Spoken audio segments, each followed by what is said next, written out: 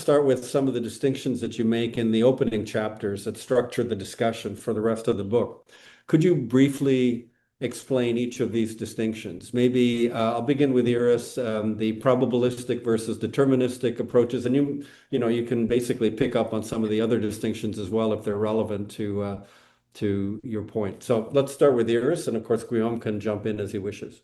Methodology is the design, the strategy, the wider picture of what we do when we do research, right?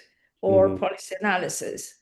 And this is the methodology or the application of the strategy, vision, design, etc., is being carried out through the tools or the methods. Now here the methods can be interviews, surveys, any other form of or tool that would allow us to carry out the research.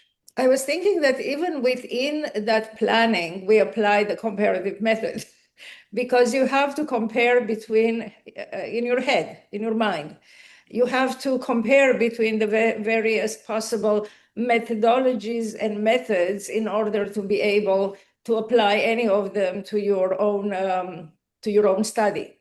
Yeah. It's collecting data, right, in order to come up with a solution or a response, meaning that if you do A and B, C is going to happen. It's very deterministic. You know that A and B would lead to C. Say, for instance, if you raise interest rates, what happens to the inflation? We know that, right? It's deterministic.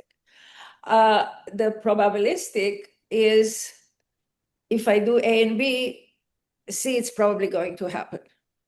I'm not sure about that, but this is what's going to happen. Now, why do we bring these two notions in? Because again, comparisons are at the core of it. If we talk about the deterministic approach, I may know from other countries, regions, social units, that if I do A and B, C will happen. But as Guy Peters were saying, there is an expectation of something to happen. Some flame that is happening out there, some excitement about, let's see if A and B in my case will combine. The probabilistic is the same thing, really. I mean, in terms of what's happening in our minds.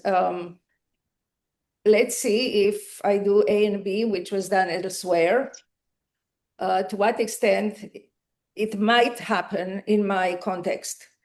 These four categories that you have of experimental versus large N versus small N case studies, and within case studies, those fall naturally into these two broader categories, probabilistic versus deterministic. So the case studies are deterministic, basically, because you're looking at a restricted number of variables.